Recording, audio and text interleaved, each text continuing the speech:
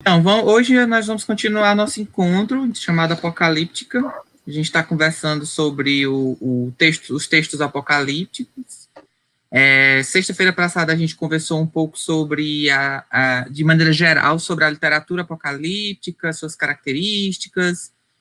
Falamos um pouco sobre métodos de interpretação dos textos apocalípticos, algumas características do porquê do surgimento desse tipo de literatura, né? Hoje, nosso objetivo é fazer uma discussão mitocrítica, né?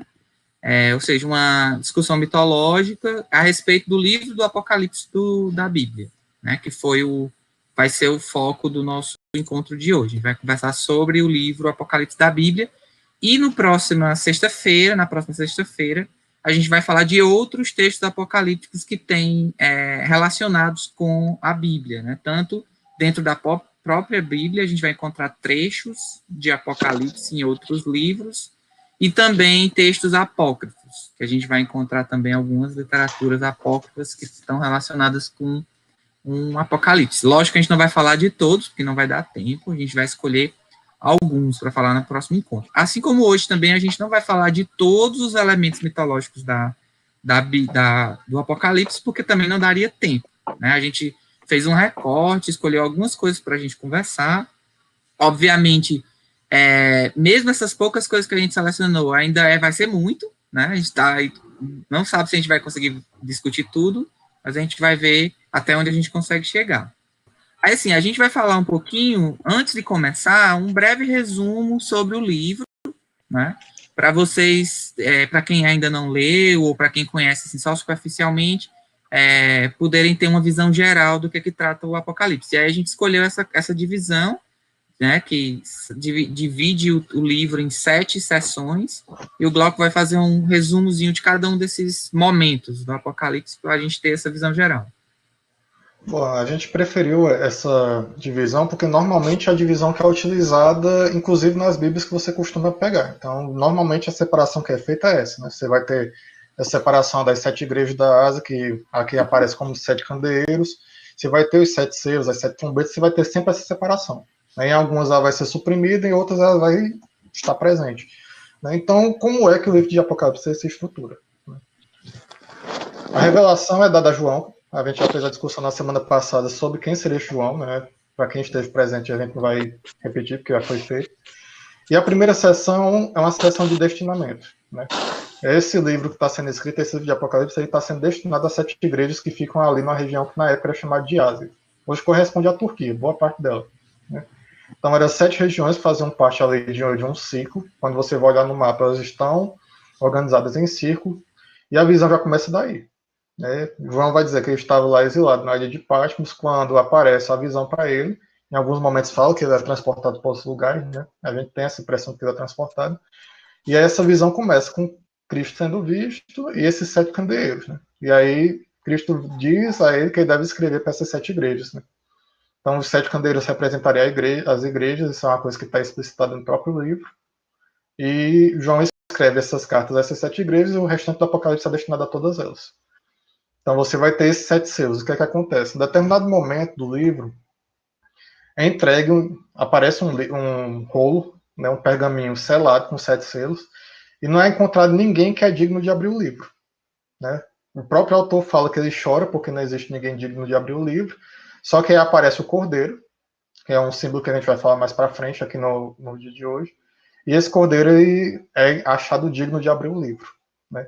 E a cada selo que vai abrindo, uma coisa acontece. A gente vai ver que nesses selos, os principais acontecimentos que são de conhecimento maior de quem teve algum tipo de contato com o Apocalipse é que os 4 primeiros selos eles abrem, eles dão passagem aos 4 cavaleiros do Apocalipse, né, que também vão ser figuras que a gente vai falar aqui hoje. Depois disso, o sétimo selo enseja o toque das 7 trombetas, que também é uma série de pragas que vão sendo consumadas até que entre a sexta e a sétima, salvo engano, você vai ter esse momento que aparece o dragão e as 7 vozes.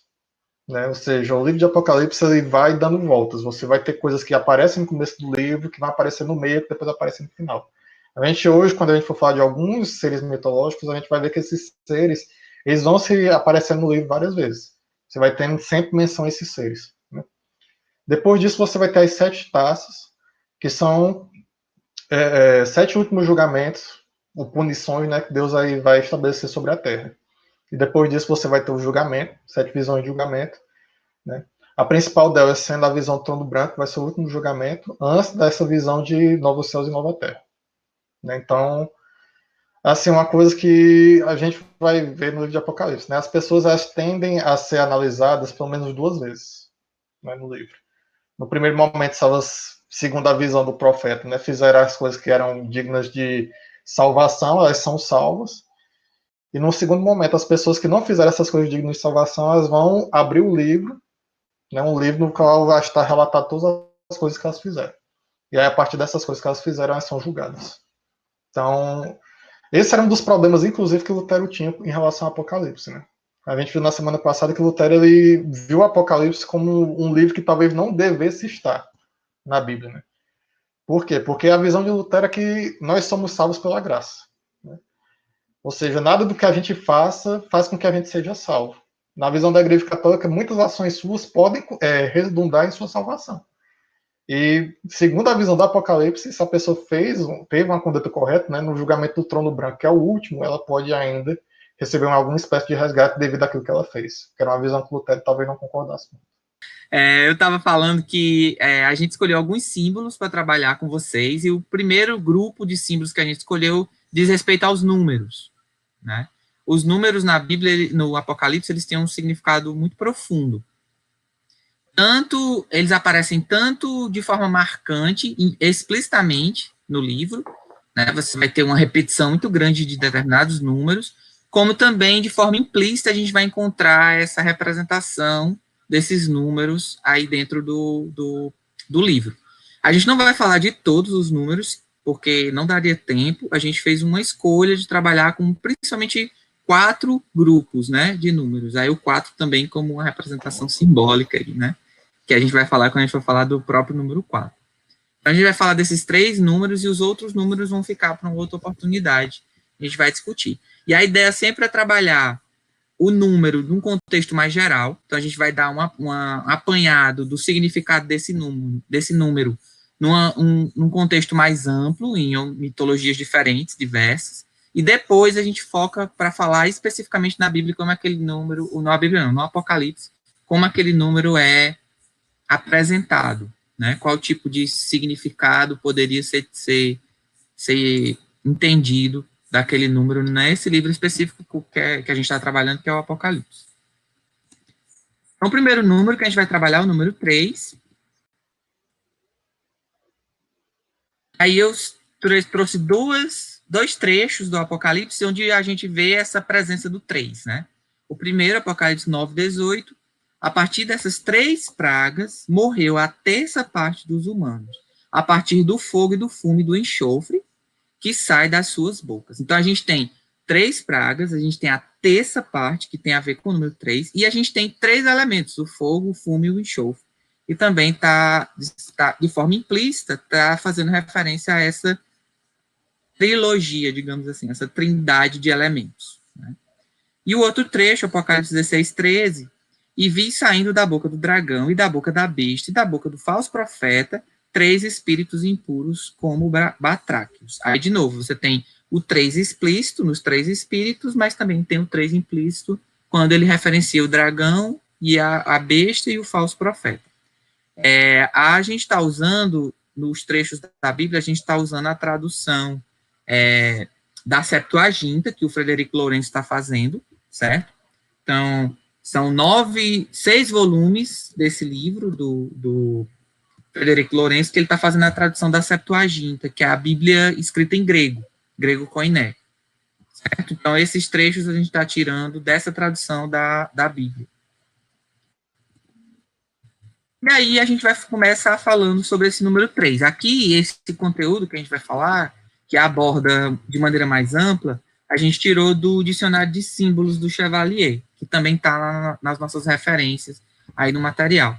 Inclusive, para quem entrou depois, eu vou botar de novo aqui, a gente preparou aqui uma pasta compartilhada com os slides do primeiro encontro e os slides do segundo encontro, certo? E no final de cada um dos slides, a gente colocou algumas referências de onde a gente tirou o conteúdo que a gente está abordando aqui, tá? Para quem tiver interesse de fazer um estudo ou se debruçar numa leitura mais aprofundada, né? Então, voltando ao número 3. O número 3 é um número fundamental, é um número que aparece na maioria das mitologias, principalmente na figura da trindade, né? Na figura de um aspecto trino, de uma divindade, ou de 3 deuses que compõem uma determinada estrutura. E também a gente vai encontrar o número 3 na maioria dos mitos de criação, principalmente relacionando o céu e a terra. É como se o céu e a terra fossem o 2, e você tivesse um terceiro elemento que vai surgir para fazer ou uma união ou uma separação, ou, na verdade, a gente podia dizer uma organização desses elementos de céu e terra. Porque em algumas mitologias você vai ter eles dois misturados, e vai vir um determinado elemento que separa, ou você vai ter esses elementos separados e vai vir um elemento que une, tá? Então, esse terceiro elemento, ele vai surgir, na maioria dos mitos de criação, como um elemento que traz uma conexão entre o céu e terra. Se a gente fosse pensar no Gênesis bíblico, a gente podia ver essa figura na separação, por exemplo, da luz e das trevas que Deus faz, né? Como se ele tivesse ali, sendo esse terceiro elemento que vai separar esses dois elementos iniciais. Então, é um número que representa uma totalidade. Então, a gente tem na figura do 3 um símbolo de totalidade, um símbolo de conclusão também. Então, é muito comum você ver o número 3 relacionado com o fechamento de alguma coisa. Um exemplo que eu lembrei agora é o famoso 3 pulinhos, né, que a gente promete para São Longuinho, que às vezes a gente promete mais, se a coisa está difícil de achar, né, mas no clássico, né, cultural, são 3 pulinhos que a gente tem que dar. Então, ele tem esse sentido de conclusão. E é um número que está relacionado com a perfeição. Então, o 3, ele tem um simbolismo muito próximo da perfeição, assim como o número 7 também vai ter uma relação muito próxima com essa questão da perfeição. E aí, lógico, essa perfeição está muito relacionada por causa da figura da trindade, e principalmente porque a gente vai ter, na maioria das mitologias, uma característica de 3 divindades, né, ou 3 aspectos de uma mesma divindade, representando essa perfeição e essa totalidade. Então, a gente tem, por exemplo, na mitologia grega, a figura de Zeus, Poseidon e Hades. A gente tem a própria deusa Hécate, esse aspecto trino, que vai representar também uma perfeição no aspecto feminino. E a gente vai ter outras mitologias. O próprio Deus da mitologia judaico-cristã, ele tem esse aspecto de Deus, Espírito Santo e Jesus, né? Esse aspecto trino também. Ele também é um número que representa a organização. Então, na hora que... Eu lembro muito do mito de divisão dos reinos dos deuses da mitologia grega, né? Quando Zeus derrota os titãs, Zeus e os olimpianos derrotam os titãs, eles dividem o mundo entre os 3 grandes deuses, Zeus, Poseidon e Hades. E essa divisão do mundo é uma espécie de organização, né? Zeus vai ser um deus ordenador. Então, a organização vem através dessa divisão trina, digamos assim, do mundo, né, da existência. É um número que está relacionado com a harmonia, né? É um número que tem muito aspecto masculino, e por isso ele é um número de movimento, de ação, né? Porque o masculino normalmente está relacionado com o aspecto da ação. Ele seria uma resolução de uma rivalidade que está presente no 2, né? Então, eu tenho como se fosse uma solução de 2 elementos opostos, ou contraditórios, ou antagônicos, ou complementares, né? Então, digamos que eu tenho 2 elementos que têm um determinado conflito entre eles, e eu preciso encontrar uma solução que harmonize os 2. E o 3 vai ser esse número que vai representar a terceira via, né? A terceira solução. O Jung fala muito na obra dele que quando você tem um determinado conflito psíquico, né, que normalmente isso acontece quando você tem 2 oposições que não conseguem se harmonizar, digamos assim, que ficam em um certo embate, numa certa disputa, a solução desse problema vai ser uma solução pautada numa terceira via. O Gabriel levantou a mão aqui. Pode falar, Gabriel. Eu queria que tu explicasse um pouco melhor como é que funciona essa questão de um número ser considerado masculino ou feminino. Ah, tá certo. Não tem, assim, o sentido vem mais da utilização dele, certo? O número 3 é um número que está, na maioria das vezes, relacionado a trindades e nas estruturas mais antigas de uma trindade masculina, né? Apesar de a gente ter também as trindades femininas também, mas ele tem uma relação, dependendo da mitologia e da cultura, ele tem uma relação, às vezes, com a escrita do número, com as letras que compõem o número, ele tem outros vieses que relacionam esse princípio masculino. Quer complementar alguma coisa, Glauco? Era só para dar outros exemplos que tem na própria Bíblia, né? Disso tudo que tu está falando. Por exemplo, Deus ele se constitui na Trindade, né? Como você falou, Pai, Filho e Espírito Santo. Nós, seres humanos, também. Né? Segundo a própria Bíblia, a gente seria espírito, alma e corpo. Então, nós também seríamos trinos. Né? Você vai ter, em relação à rivalidade, pronto, você tem vários exemplos de rivalidade dentro da Bíblia causado pelo número 2. O primeiro deles é Caim e Abel. Mas você tinha 2, então tem um terceiro elemento ordenador que vai ser 7, para poder você ter uma nova linhagem do qual o Salvador vai sair. Né? Você vai ter a mesma disputa, por exemplo, quando você tem 2 gêmeos na barriga de Rebeca, né, que vai ser Esaú e Jacó, que eles vão também entrar em conflito devido a isso. Então, essa questão do número 3 como número ordenador, como número que, de certo modo, conduz à perfeição, ele foi refletido, inclusive, na Idade Média, na escritura musical. Né? Eu ouvi em algum momento, na minha formação musical, o pessoal falando que a representação que o pessoal tem do compasso ternário é um círculo. Né? Porque seria esse indicativo de perfeição. Você tem um compasso 2x4, que é um compasso binário, você tem um compasso 4x4, que é o quaternário, e você tem o ternário, que é o 3x4. Ele era representado por um círculo, né? Justamente indicando essa perfeição. Isso, a Érica falou que eu estava pensando em falar, Érica, obrigado. A Érica botou assim, ó, sendo masculino associado a ação e movimento, também por aí se tem a ponte do 3 ser interpretado como masculino. Exatamente, enquanto o Glauco estava falando, estava pensando nisso, né? Porque o 3, ele é um elemento de ação, e ele é um elemento que põe as coisas em ação, certo? Então, se você for prestar atenção, esse elemento trino, esse elemento do 3, ele está sempre envolvido em aspectos que vão fazer com que algo aconteça. Por exemplo, a trindade que eu falei dos deuses gregos, eles vão surgir nesse momento de ordenação do mundo. Então, esse elemento trino traz um movimento, traz uma transformação, a que as coisas se desenvolvam. E esse movimento, essa ação, ele é um aspecto relacionado com o sentido masculino, né? Outra coisa que eu acabei de lembrar, o 3 é um número primo, né? E isso, para o pessoal da antiguidade, números primos, eles vinham como números especiais. Né? Porque eram números que você precisa dele para construir os outros, mas eles são independentes, né? Eles só são divisíveis por um e por eles mesmos. Né? Então, eles representam também essa independência que a gente vai ver também quando a gente for ver o 7. Isso. Pronto. E aí, o 3 também tem essa relação dos 3 mundos, que o Glauco já falou, né? O espiritual, o racional e o material.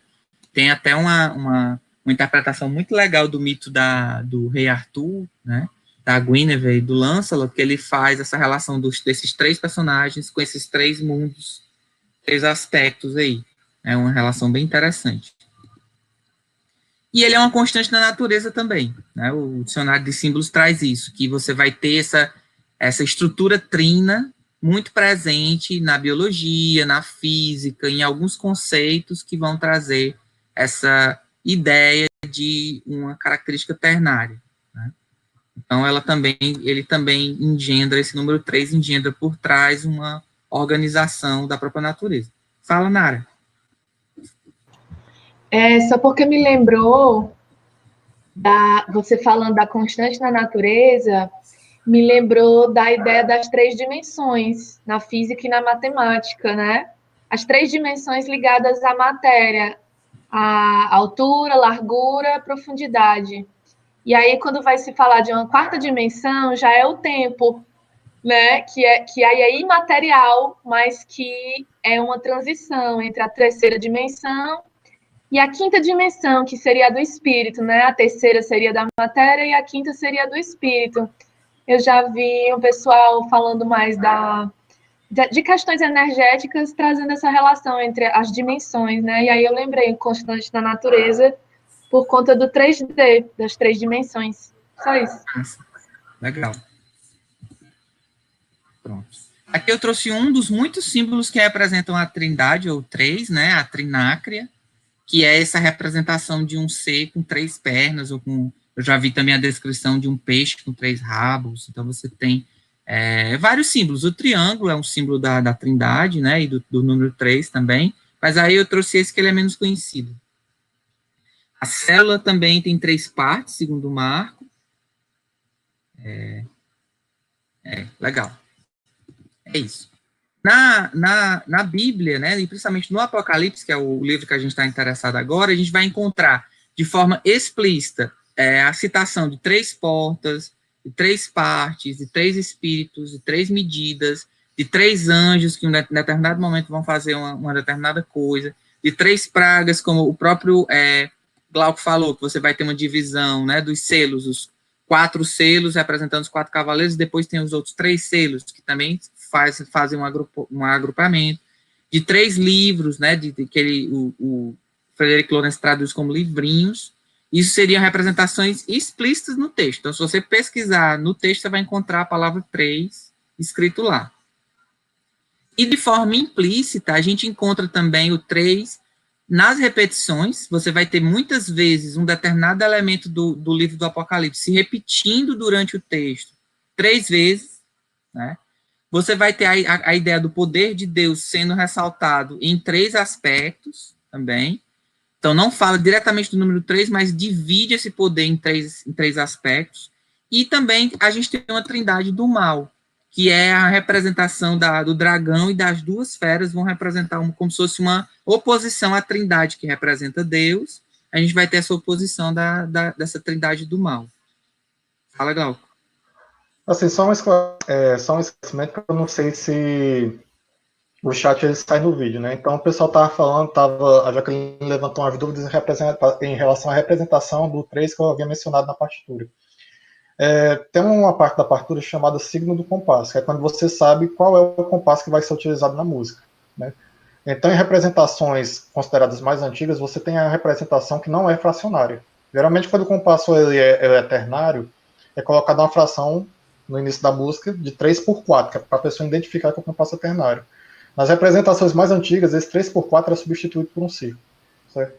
Assim como, por exemplo, no 4/4, você tem a representação do compasso 4/4, ele é um C, e o 2/4, como é metade do 4/4, ele tem um C cortado. C cortado, Eu me lembrei desses 2, mas confesso que eu nunca vi. Me lembrei do C e o C cortado, mas como não vi o círculo. Ok, obrigada. Só citando aqui o que o Gabriel escreveu no chat, que o Jung fala muito do simbolismo do 3 e do 4 no Interpretação Psicológica do Dogma da Trindade. Inclusive, ele vai falar muito desse dinamismo que o 3 representa e esse elemento 4 que traz uma certa estabilidade, que é o que a gente vai já conversar. O próximo número é o número 4. Só aproveitando tua deixa, né, tu tinha falado dessa questão da natureza, eu lembrei que tem um livro aqui chamado Código Secreto, que é esse livro aqui. Certo? Esse livro ele trata sobre representações numéricas na natureza e nas artes. Tá? Então, assim, quem quiser ter contato com isso aí, aprofundar mais as questões numéricas, aqui se fala de muita coisa. Tipo do número pi, do número de ouro, do número fi, que aparece em toda a natureza. Se você quiser ter contato, é só ver esse livro aqui, tá bom? Então, agora a gente vai falar um pouquinho do 4. Aqui 2 citações do Apocalipse onde o 4 aparece. Depois disso, vi 4 anjos de pé nos 4 cantos da terra, segurando os 4 ventos da terra, para que não soprasse vento sobre a terra, nem sobre o mar, nem sobre a árvore alguma. Apocalipse 7:1. E o outro, Apocalipse 9:13, e o 6º anjo, aí aqui a gente tem a figura do... Não, desculpa, eu estou antecipando. O 6º anjo tocou a trombeta e ouviu uma voz proveniente dos 4 chifres do altar de ouro, dizendo ao 6º anjo que tem a trombeta: solta os 4 anjos que foram presos junto do grande rio Eufrates. Então, de novo, você tem aí 4 chifres, 4 anjos, 4 ventos, né? A gente vai ter vários elementos aí que são indicados e relacionados com o número 4. E aí, falando do número 4 de uma maneira mais geral, o 4 ele tem um sentido de sólido, tangível, sensível. Então, o 4 está muito relacionado com a materialidade da coisa, né? Ele também é um número de plenitude, de universalidade, então você vai encontrar também no 4 um sentido de representar uma totalidade. Por exemplo, quando você fala dos 4 pontos cardeais, normalmente quando ele fala de 4 pontos cardeais, ele está falando o mundo todo, porque para qualquer lugar do mundo que você for, você vai na direção, né, numa direção que aponta para um dos cardeais, nem que seja uma combinação dos 4 pontos cardeais. Então, o 4 também representa essa totalidade. Então, ele está muito relacionado com esse aspecto terrestre, e ele é um princípio de organização também, então ele já é mais, já é o aspecto passivo, enquanto a gente vê que o 3 tem o dinamismo, né, a questão do movimento, o 4 vai ter um sentido mais dessa materialidade mais passiva e de uma estabilidade. Também pode representar uma potencialidade, né, então aquilo que tem a potencialidade de se desenvolver. E ele está relacionado com o aspecto do feminino, enquanto o 3 no aspecto masculino, o 4 está relacionado com o aspecto feminino. Ele é muito utilizado pelo Jung, também o 4, né, principalmente na questão das funções da consciência. Ele vai falar, em alguns momentos, que o 4 tem essa representação de totalidade dos processos psíquicos, né, na figura das 4 funções da consciência. Não só disso, né, mas é onde ele enfatiza mais, né, as funções de pensamento, sentimento, sensação e intuição. Então, o 4, a imagem que eu sempre me lembro quando eu falo do 4 é de uma mesa com 4 pernas, né? Então, você tem uma estabilidade. Uma mesa com 3 pernas, por exemplo, ela é fácil de virar para um dos lados. Uma mesa com 4 pernas já é mais difícil. Ela tem uma estabilidade maior. E um dos símbolos que representa o número 4 é a cruz. A cruz também representando os 4 sentidos, as 4 direções, e aí que vem várias relações de quaternárias, né, baseado nisso. Então, a cruz tem muito esse sentido. Uma coisa que é digna de nota, e é interessante de notar, é que a gente viu o seguinte, a gente viu que tem o número 3 representando o masculino, o número 4 representando o feminino, enquanto normalmente na Bíblia e em outras tradições, o número 7 representa o divino. E o 7 é a junção do 3 mais 4. Exato. Aqui algumas citações no livro.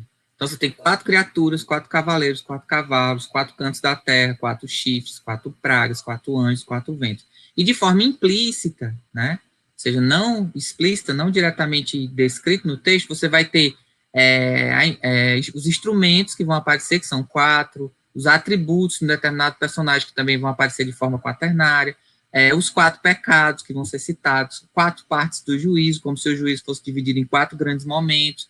E a própria divisão, aquela divisão de 7 que a gente falou, tem muitos autores que consideram que essa divisão, ela tem uma macro divisão que divide esses 7 seções do livro em 4 grandes grupos. Então, a gente tem também a figura do 4 nessa divisão do Apocalipse. Aí a gente vai para o 6. Acho que muita gente estava esperando o 6, né? O 6, ele é curioso. Pode repetir que o 7 representa na Bíblia? A gente vai falar do 7, Gabriel. Depois do 6, a gente vai falar com mais propriedade do 7, mas o que ele falou é que o 7 é a soma de 3 mais 4, onde o 3 representa o masculino e o 4 representa o feminino. O 7 representaria a união dos dois. E está relacionado ainda nessa sessão, a gente vai ver outro símbolo antigo de Israel que também mostra essa junção de masculino com feminino. Exato. Aqui a gente tem... uma coisa interessante sobre o 6 é que ele aparece pouco no livro do Apocalipse. Diferente dos outros números, o 6 vai aparecer basicamente em 3 momentos. Nesses 2 que eu coloquei aqui, que as criaturas vão aparecer com 6 asas, né? E as 4 criaturas, cada uma delas tinham 6 asas à volta e por dentro, repletas de olhos. E descanso não tem nem de dia nem de noite. Apocalipse 4:8. E o 6 vai aparecer composto na figura dos 600. E foi pisado o lagar fora da cidade, saiu sangue do lagar até os freios dos cavalos numa distância de 600 estádios. A gente tem a figura do 6 aparecendo também aí, compondo o número 600. Certo? É interessante essa situação, por quê? Porque no livro de Apocalipse você vai ter uma relação direta entre os acontecimentos que estão ocorrendo com o templo de Israel que havia sido destruído no ano de 70. Né? Então, muitas das partes das visões que João tem no livro, ele faz menção ao templo de Salomão, que havia sido destruído foi reerguido por Herodes, mas havia sido destruído na guerra judaico-romana, né?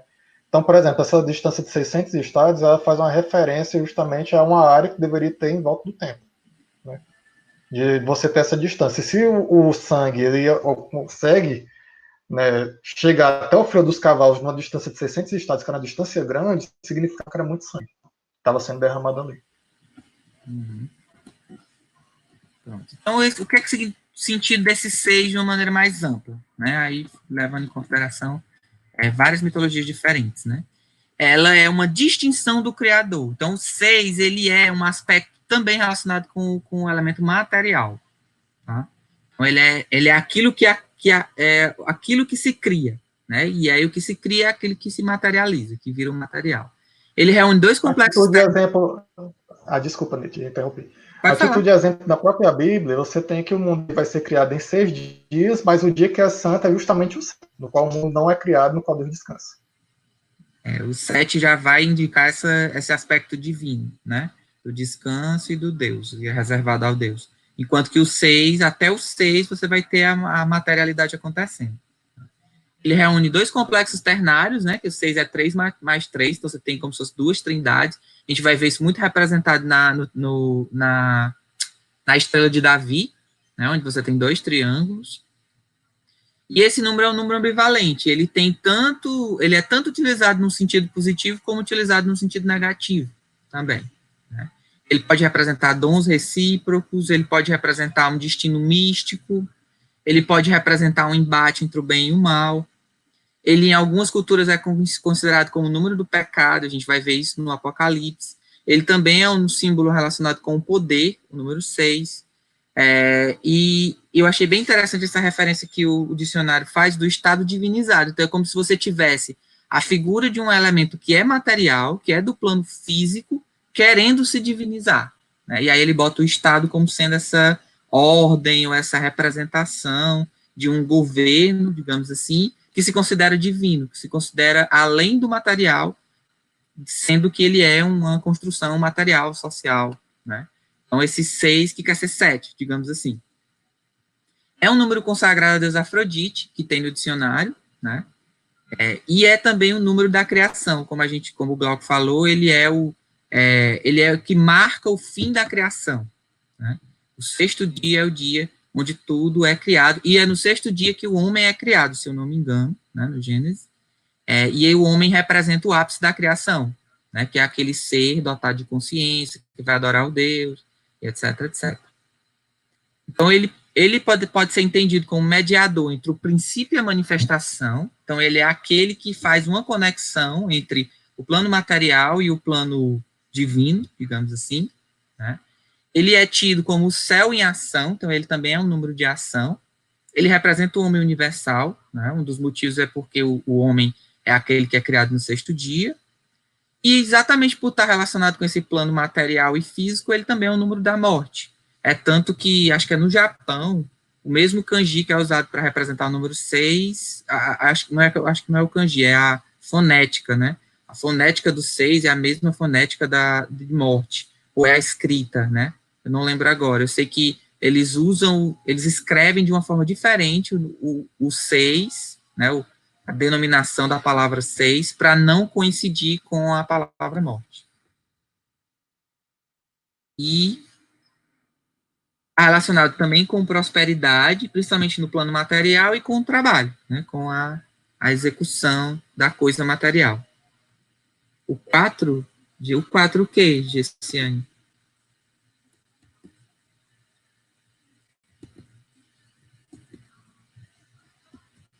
Eu me perdi.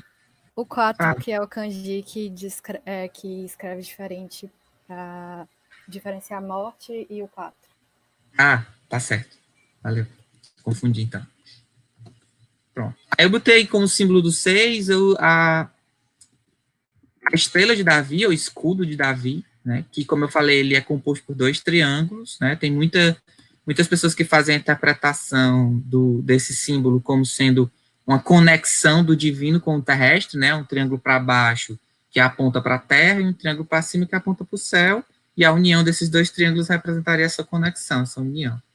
A Nara falou, engraçado que o 6 ligado ao trabalho me lembrou o signo de Virgem, é o 6º no zodíaco ligado ao trabalho. Legal, interessante.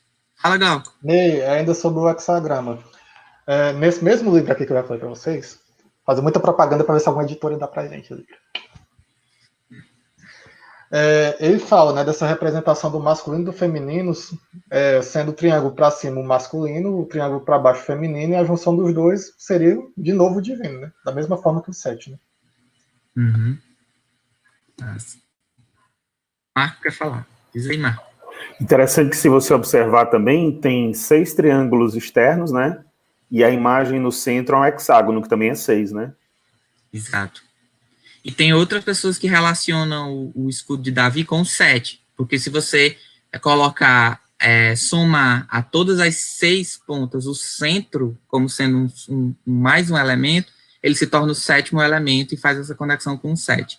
E se a gente prestar atenção, ele está inscrito dentro de um círculo. O círculo normalmente é um número, um símbolo que é utilizado para representar o divino, né? Porque ele é infinito, ele é perfeito, e todas essas características que o círculo traz. Lembrei também da história do... usar os dos santos, né, em volta das cabeças dele, né? Esse círculo que fica em volta da cabeça dos santos. Uhum. Lembrei também da história do Código da Vinci, né? Das pirâmides lá do Louvre, que na verdade é uma pirâmide invertida, uma para baixo e outra para cima também, né? Representando a estrela de Davi também, né? Isso. Você vai ter em muitas tradições essa conexão do terrestre com o celeste, né? Por exemplo, na própria Bíblia você mesmo tem, né? Quando Jesus vai ensinar o Pai Nosso, ele fala, né? Que as coisas sejam feitas assim na terra como no céu, né? Você vai ter na tábua de esmeralda dos alquimistas falando, né? Assim em cima como embaixo. Então, sempre tem esse simbologia de conexão. Sim. E você tem muitos mitos de criação que você tem a divindade que cria, ela cria primeiro num plano superior ou inferior, dependendo do mito, e é como se fosse uma criação mais errática, uma criação que não tem muita consciência dela, é uma criação mais espontânea, e depois o personagem vai para um outro plano, que muitas vezes ele desce, né, um plano abaixo. Nesse plano abaixo ele vai fazer a criação, que é o que a gente vai conhecer como a criação material, do plano material físico. Né? Fala, Gal.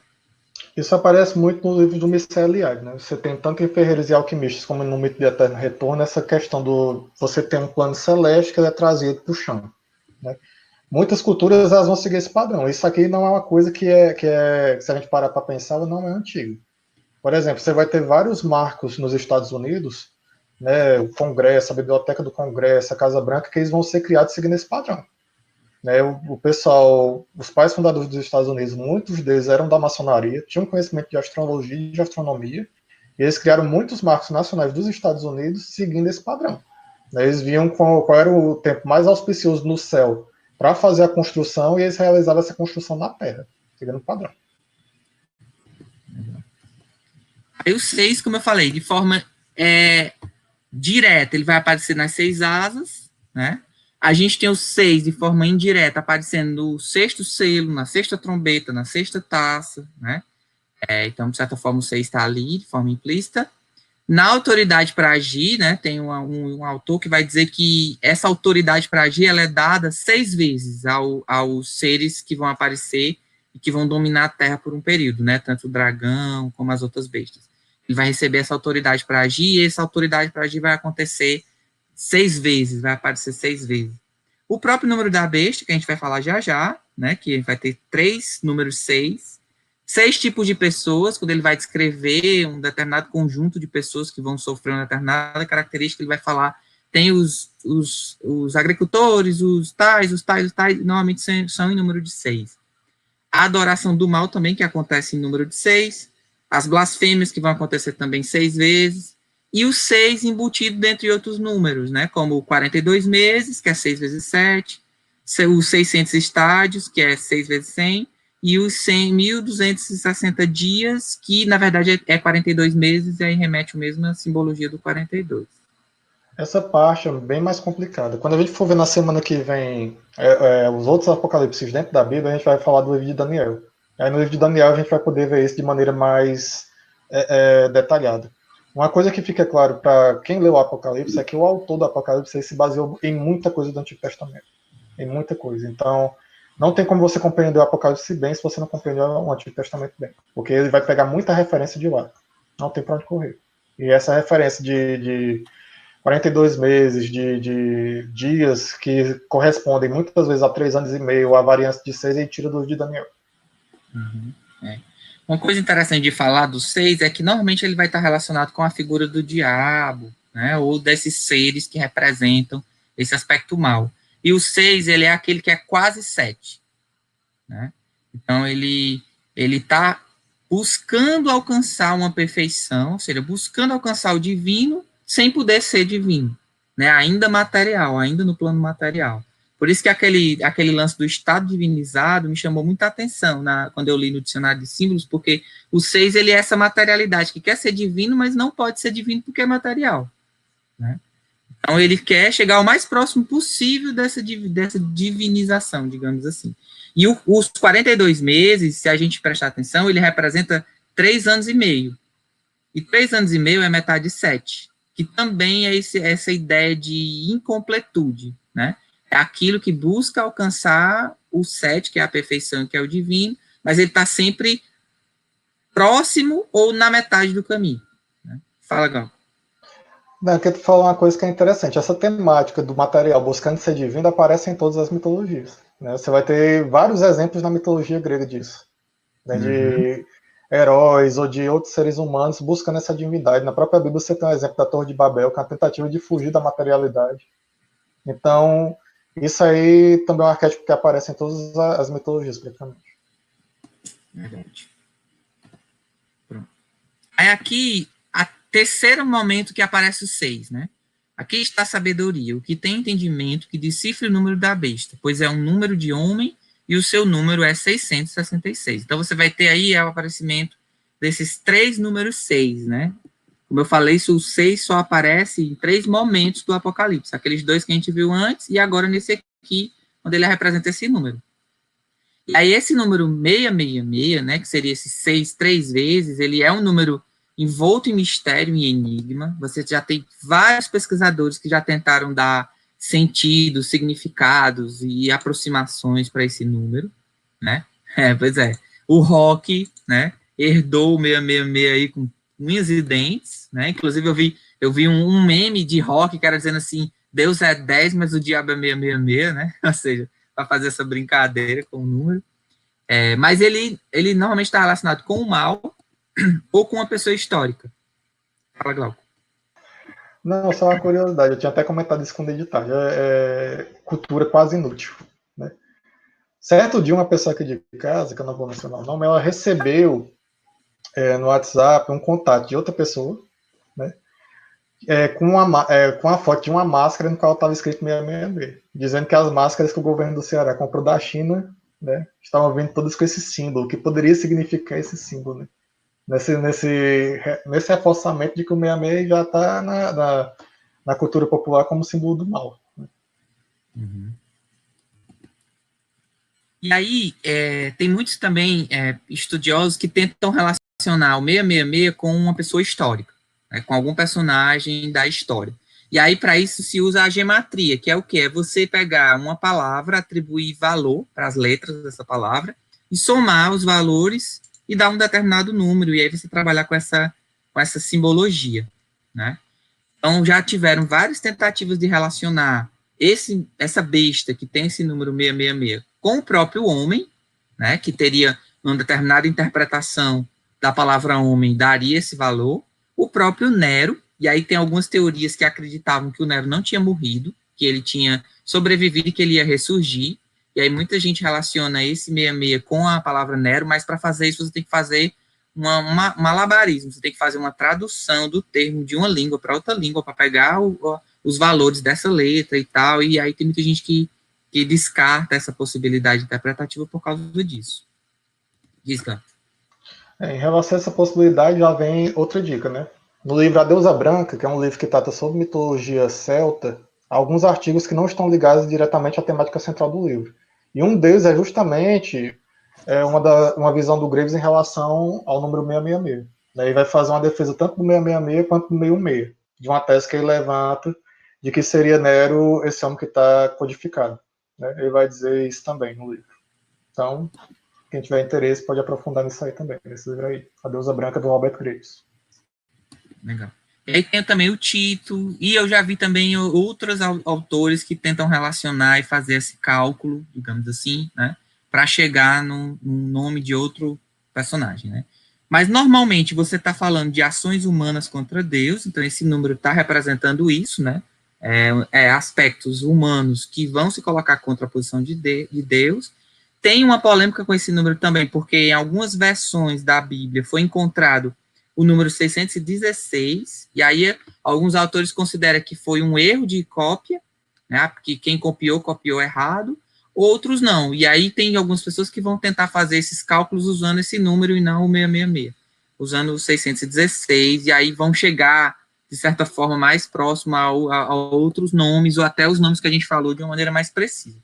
De qualquer forma, o 666 representa esse homem imperfeito, com essa pretensão de ser Deus. Por quê? Porque ele está usando o número 6, que é um número que é quase 7, ou seja, aquele número que se aproxima do divino, e ele está usando isso 3 vezes, né? Ou seja, representando uma trindade, que também é um número, um símbolo que representa o divino. E aí, tá aí. Só a título de ilustração. No livro de Apocalipse se fala que aqueles que receberam o signo da besta, eles receberam na mão ou na testa, né? E eles são sujeitos às pragas que estão presentes no livro, né? É interessante porque os escolhidos por Deus, eles também vão receber um símbolo, né? Esse símbolo não está descrito na Bíblia, mas eles vão receber um símbolo também, e quem receber esse símbolo não vai ser atingido pelas pragas que estão presentes no livro.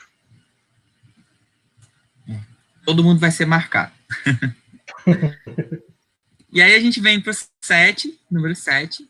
Aí o 7 tem direto, né, no livro do Apocalipse, eu escolhi 2 trechinhos, né, e vi no meio do trono e das 4 criaturas e dos anciãos um cordeiro de pé, como que degolado, com 7 chifres e 7 olhos, os quais são 7 espíritos de Deus enviados para toda a terra. Que é o Apocalipse 5, 6. E o 15, 1, e vi outro sinal no céu grande e espantoso, 7 anjos com 7 pragas, as últimas, pois nelas a ira de Deus ficou completa. E aí eu achei legal essa citação, porque ele relaciona diretamente o 7 a esse símbolo de completude, que é o que a gente já antecipou, né? O número 7, ele é um conjunto perfeito, ele tem esse símbolo de totalidade, ele representa a vida eterna e uma conclusão cíclica. O 7, ele tem um sentido muito próximo de um fechamento de ciclo. Não é à toa que a nossa semana tem 7 dias, né? Porque aí, como se você tivesse esse mini ciclo que é fechado para um novo ciclo começar, né? Então, ele é uma renovação positiva, né, que dá vida e movimento, então ele também tem esse sentido de movimentar, né? Ele tem esse dinamismo total. Ele é a passagem do conhecido para o desconhecido, porque quando você vai para o 7, você está relacionando essa esfera divina, que é aquela esfera que você não conhece, né? Se a gente for pensar em termos psicológicos, a gente está falando do inconsciente.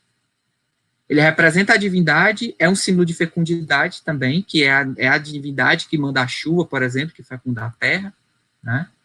E ele é a união dos contrários do 4 e do 3, como eu falei, a gente falou antes, né? Do aspecto masculino, do aspecto feminino, seriam esses 2 opostos que, na verdade, são complementares, não necessariamente contrários, né? Ele também representa o período das fases da Lua, né? A Lua muda de fase mais ou menos de 7 dias, né? 7 ou 8 dias. E ele também é um número que está relacionado com descanso, por causa do que no 7º dia Deus descansou. Fala, Gal. A título de curiosidade, para quem quiser ver coisas que acontecem na natureza ligadas com o número, né? Tem uma série na Netflix chamada O Código. Ela é uma minissérie de 3 episódios, que é apresentada por um matemático, salvo engano, eu acho que ele é francês, não lembro bem.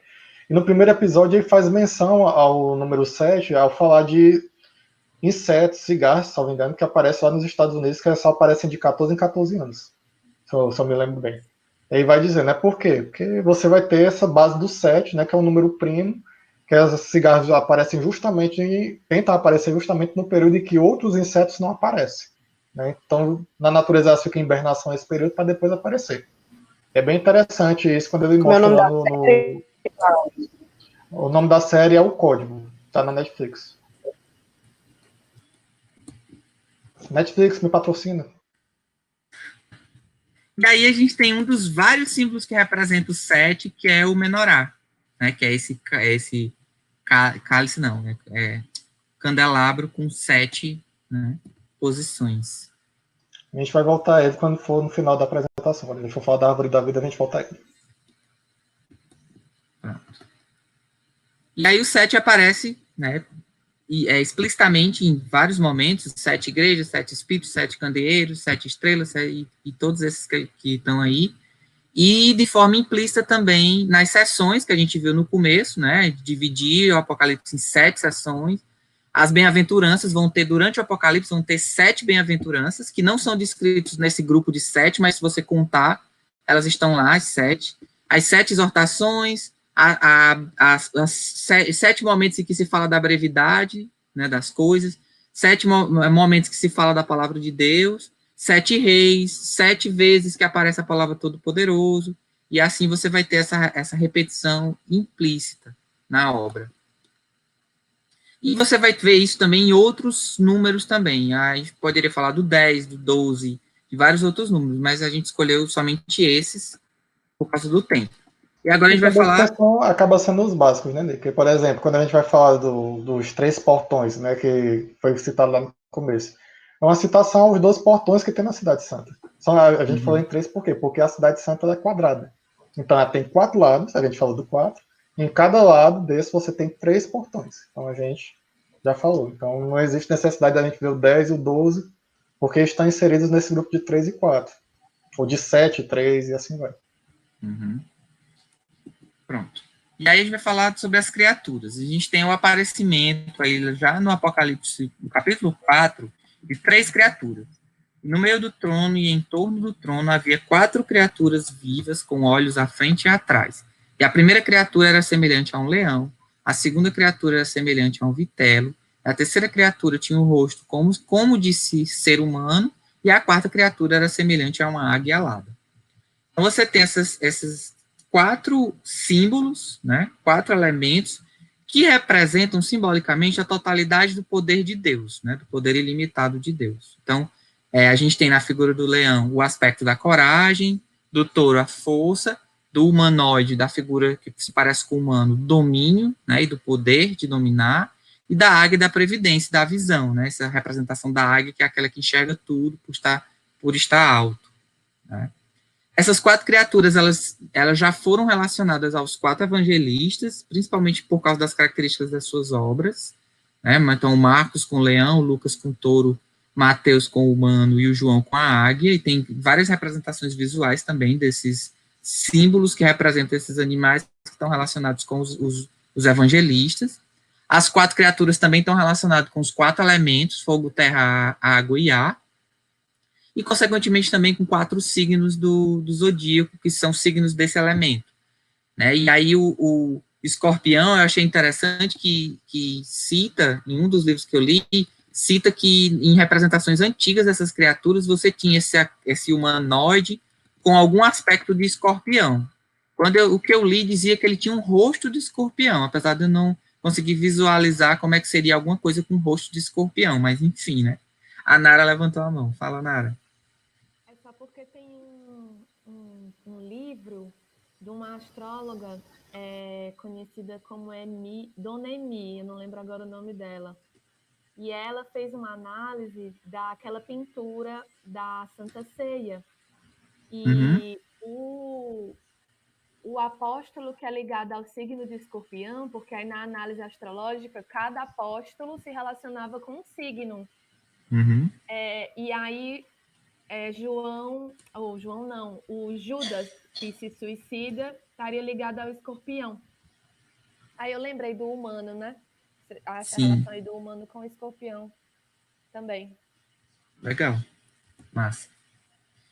E tem outras aproximações dessas 4 criaturas que a gente vai encontrar aí nas literaturas, em outros lugares. As outras que eu não encontrei uma base muito sólida para falar, eu preferi não colocar. Mas se você pesquisar, você vai encontrar essa relação dessas 4 criaturas com outros elementos quaternários, que a gente vai ter muito, né? A gente vai ter essa característica quádrupla de coisas muito frequente em várias vertentes, várias abordagens, várias mitologias diferentes. Então, tem uma relação. Aqui eu encontrei essa representação visual das 4 criaturas, que eu achei bem legal. E uma coisa que me chamou a atenção é que essas 4 criaturas, elas vão estar presentes também na carta 21 do tarô. E a carta 21 do tarô, ela representa um fechamento de ciclo, uma completude, uma totalidade. Então, é como se essas 4 criaturas também representassem esses aspectos de totalidade. Aí a gente tem a figura do hermafrodito no centro, ele está rodeado dessa coroa, mas que na maioria, em outros tarôs, a gente vai encontrar a figura do uróbolo, para fazer essa relação do círculo e essa relação também de completude, de fechamento. E aí, ao redor desse círculo, a gente vai ter essas 4 criaturas que também representam essa totalidade. Eu achei bem interessante isso aí. A nível de cruzamento interbíblico, você vai ter essa representação presente no livro do Antigo Testamento. No livro de Ezequiel, essas 4 criaturas aparecem. Elas são descritas de maneira um pouco diferente. Né? Ezequiel faz uma descrição que, na verdade, quando a gente vai analisar, é bem complicado de entender. Mas essas 4 criaturas também aparecem lá no livro de Ezequiel. Então, e elas aparecem justamente quando Ezequiel tem uma visão do trono de Deus. Né? Então, quando João ele faz essa menção a essas criaturas, que ele viu, que ele teve contato com essas criaturas, ele estava noutra dimensão, né? Ele estava em outro aspecto.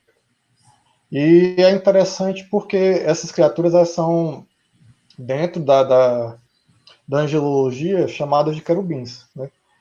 E é curioso porque Lúcifer, o Satanás, a estrela que caiu, Didi, Satã, Lulu, qual o nome que você quer usar, ele é caracterizado, salvo engano, no livro de Salmos, como um querubim ungido que caiu.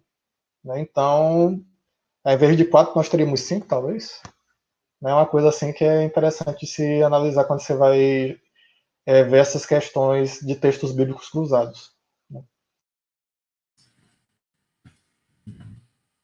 Existe outro elemento que vai surgir também, né, na Bíblia, no Apocalipse, é a figura do Cordeiro. E vi no meio do trono das 4 criaturas e dos anciãos um cordeiro de pé, como que degolado, com 7 chifres e 7 olhos, os quais são 7 espíritos de Deus enviados para toda a terra. E veio e tirou o livro da mão direita daquele que estava sentado no trono. E quando tirou o livro, as 4 criaturas vivas e os 24 anciãos caíram diante do cordeiro, tendo cada um deles uma cítara e taças douradas cheias de incenso, as quais são as orações dos santos, e cantam um cântico novo, dizendo: digno é de tomar o livro, de abrir os seus selos, porque foste degolado e compraste para Deus no teu sangue, a partir de toda a tribo, e língua, e povo, e nação. Ó, outro elemento quaternário. E fizeste-os para o nosso Deus reino e sacerdotes, e eles reinaram sobre a terra. Então, a gente vai ter... Fala agora. Não, pode falar, desculpa. Não, pode dizer, que eu ia continuar. Não, tu continua, depois eu falo. Acho que fica melhor depois da tua exposição. Pronto. A gente vai ter, em várias mitologias, em vários contextos, a figura do cordeiro como essa figura que representa um triunfo de renovação, né? Uma vitória sobre a morte, né? Então aquele cordeiro que ressurgiu, né? Ou o cordeiro que morre no lugar de alguém, para que alguém não morra.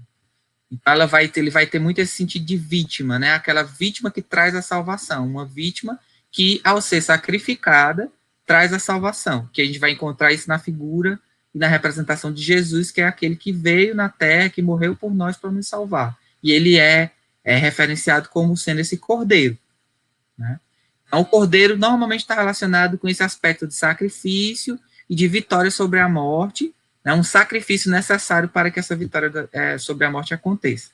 E ele pode ser representado também, representar aquele que é fiel a Deus, né? Tanto que normalmente é referenciado a um pastoreio, né? Um pastoral, porque você tem essa figura das pessoas como um rebanho, né? A humanidade como um rebanho de Deus. Então você tem também na figura do cordeiro esse simbolismo daquele que é fiel ao Deus, que segue ao Deus. Diz Gabriel.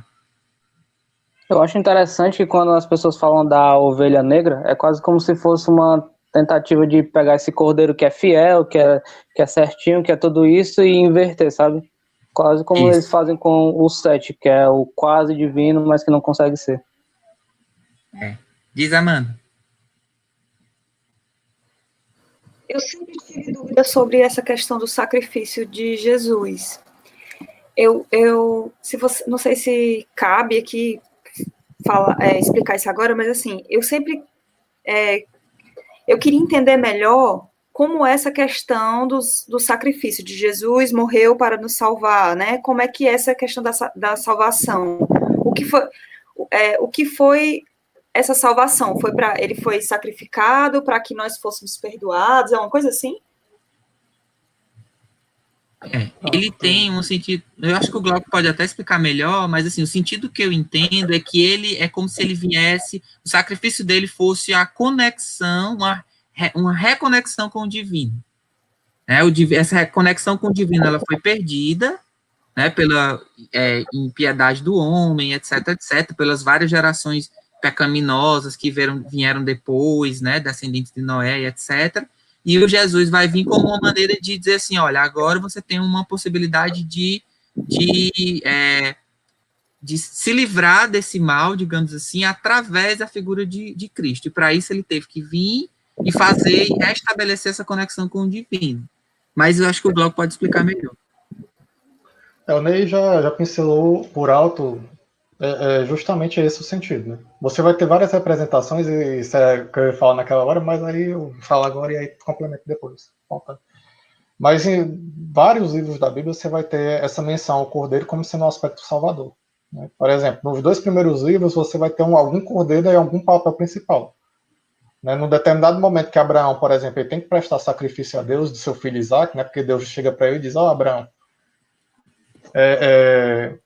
eu quero teu filho como sacrifício, né? Teu único filho, que na verdade não era bem o único, né? A gente sabe que Ismael também era filho de Abraão, mas o filho da promessa, segundo a versão hebraica, né? Era Isaac, né? De onde vai sair o povo de Israel, né? Então, Deus exige esse sacrifício de Abraão, né? E no momento que Abraão vai sacrificar o seu próprio filho, aparece um cordeiro que toma o lugar dele, né? Então, em vez de Abraão sacrificar o filho, sacrifica o cordeiro. No livro de Êxodo, você vai ter o mesmo simbolismo.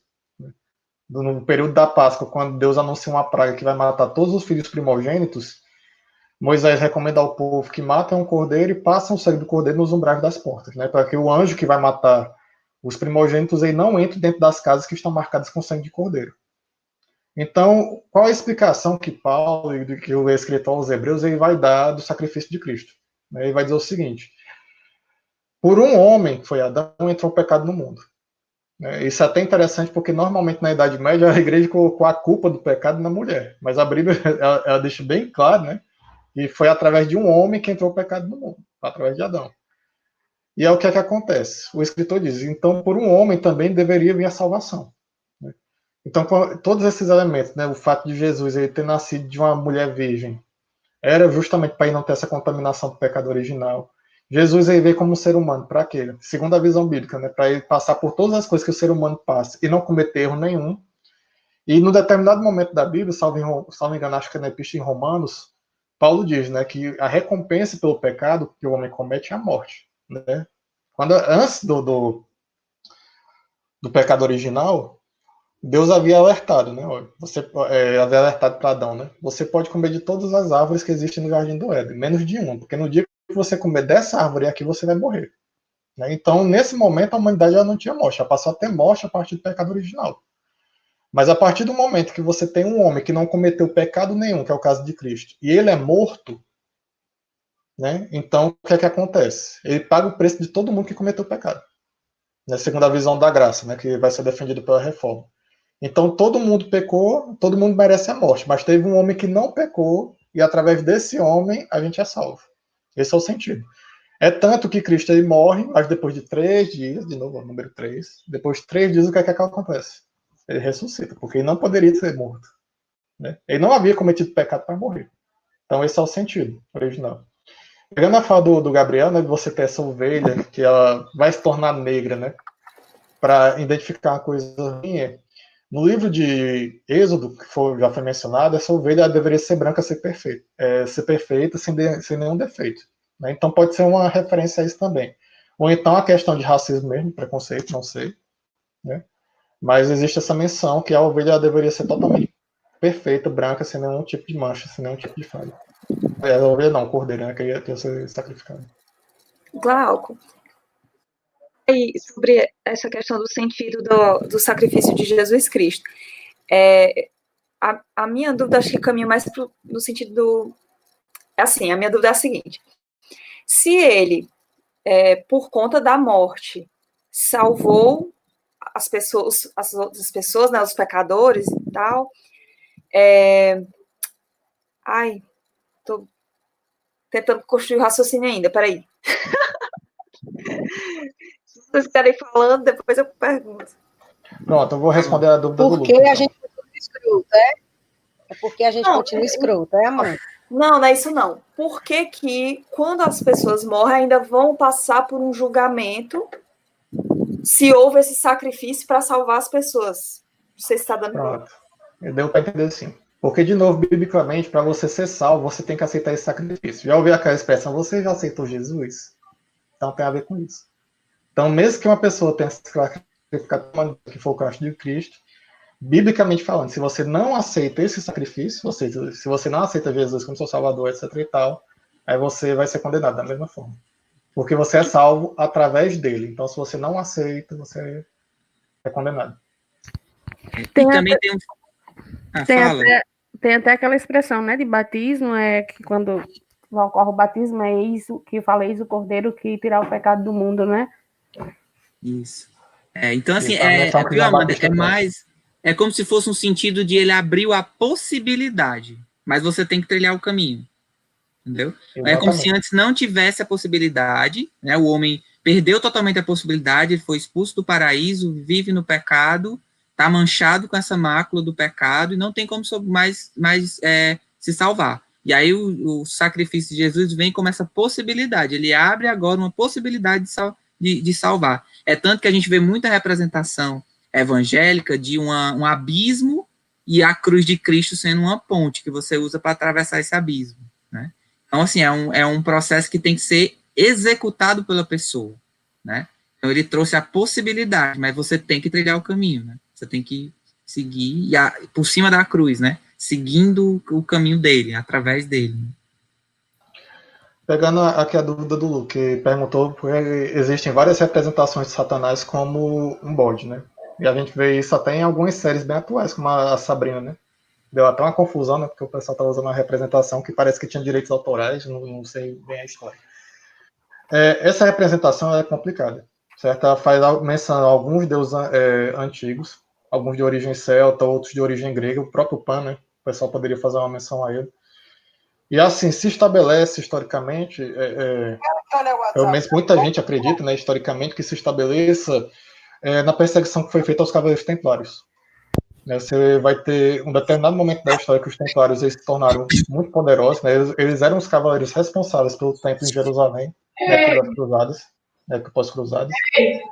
E aí, um belo dia, o que acontece? Você vai ter uma espécie de conspiração, se é que a gente pode colocar assim, entre o rei da França e o papa da época, né? Que eles precisavam de recursos e os templários tinham esses recursos, mas como conseguir os recursos dos templários, né? Eles vão ser massivamente acusados de adoração ao demônio, né? E vão ser todos executados no dia de sexta-feira, que por coincidência era o dia 13, né? Provavelmente de onde vem a nossa crença de sexta-feira 13. E a representação que vai ser utilizada vai ser essa, né? Você vai ter essa iniciação que muitos cavaleiros templários faziam, você vai ter alguns historiadores, alguns pesquisadores, eles vão fazer inclusive uma relação dos cavaleiros templários com os maçons, né? Por causa de algumas práticas iniciáticas que, segundo eles, as duas ordens tinham em comum. E você vai ter uma figura lá que vai ser essa, que é colocada, né, que vai ser esse Baphomet, que o pessoal geralmente atribui essa figura do demônio do bode, né? Que teria duas origens de nome, né? Baphomet poderia ser um signo invertido, né? Um atibaixo para Sofia, que seria sabedoria em grego, né? Ou seja, quando você pega os termos em grego e inverte as letras e daria Sofia, ou então ele teria outra origem em grego, seria Baphomet, que seria o banho da sabedoria. Então ambos teriam ligação com sabedoria da mesma forma. Só que aí eles foram todos eliminados, segundo alguns historiadores, pela igreja, devido a essa acusação, que alguns inclusive consideram forjada, que eles nem faziam isso. E outros vão dizer que não, que eles faziam isso sim, e que isso mais tarde vai ser aproveitado pelos maçons. Duas pessoas querem falar. Fala, Marco. Eu acho que é o Campbell que fala que o cristianismo é a primeira mitologia em que o Deus se encarna como homem, né? E se equipara com essa coisa, e daí tem a história da salvação. Porque se você for ver em todas as outras mitologias, os homens foram criados só para servir aos deuses, né? Não tem essa coisa do humano poder depois ter a salvação e estar no mesmo plano de Deus, como filho de Deus, né? Tô certo?